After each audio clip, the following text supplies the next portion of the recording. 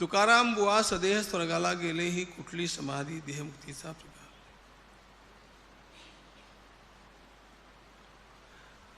अत्यंत तीव्र भावना के कारण इसकी सबसे बढ़िया मीमांसा संत श्री गुलाबराव महाराज ने की है।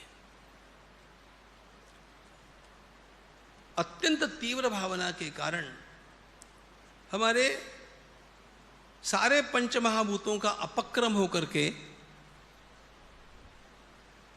पृथ्वी का विलय जल में, जल का विलय वायु में, वायु का विलय तेज में, तेज का विलय आकाश में, ऐसा होते हुए यह शरीर, इस शरीर के परमाणु वहीं के वहीं डिकम्पोज हो जाते हैं।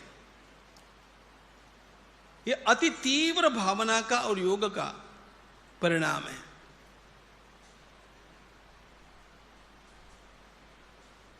दानेश्वरी के छठे अध्याय में श्री ज्ञानेश्वर महाराज ने योगी का शरीर कैसे बदलता है यह बतलाया। उत्तम योगी के शरीर में से पृथ्वी तत्व और जल तत्व अत्यंत क्षीण हो जाते हैं। देह होती सोनिया से, पर ये लघुत्व ये वायु से।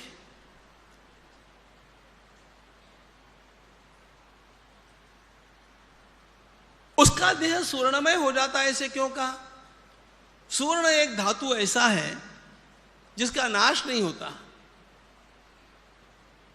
1,00,000 वर्ष पहले का भी सोना यदि आपको कहीं मिला तो सोना सोना ही है, उसका नाश नहीं है।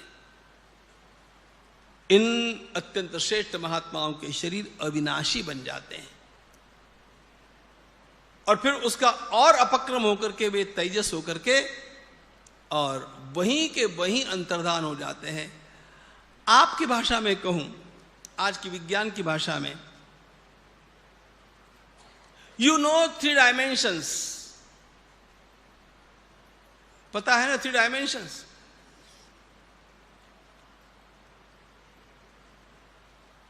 एक लंबाई होती है,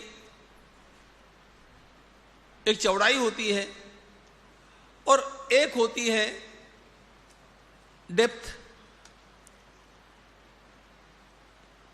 ये 3 डायमेंशन हम लोगों को पता है। सारी सृष्टि में केवल 3 डायमेंशन नहीं है, चौथा भी डायमेंशन है। संत तुकाराम महाराज इन 3 डायमेंशंस में से निकल करके चौथे डायमेंशन में चले गए और हम लोगों ने कहा सदेह वैकुंठाला गेले। गेले म्हणजे गेले।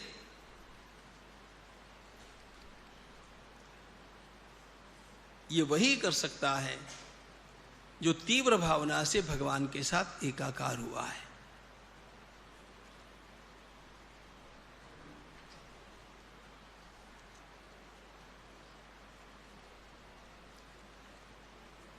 यहां पर भी हम लोग बैठे हैं, कितनी ध्वनियां यहां पर हैं, कितने प्रकार के आवाज यहां पर है।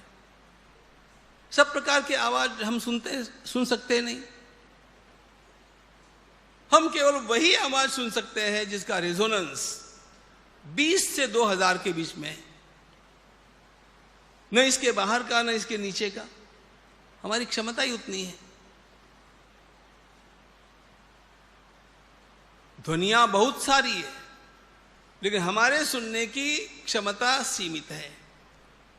यह जैसे कान की क्षमता के बारे में, श्रोत्रिय इंद्रिय की क्षमता के बारे में है, उसी प्रकार हमारे चक्षुर इंद्रिय के बारे में भी है। हम अपने सामने जो देख सकते हैं वो सीमित है। हमें न दिखने वाले भी अनेक महात्मा अभी भी यहां पर विद्यमान हैं। संत तुकाराम महाराज स्वयं एक क्षण में परमात्मा की कृपा से उस डायमेंशन में चले गए, लोगों के सामने से अंतर्धान हो गए।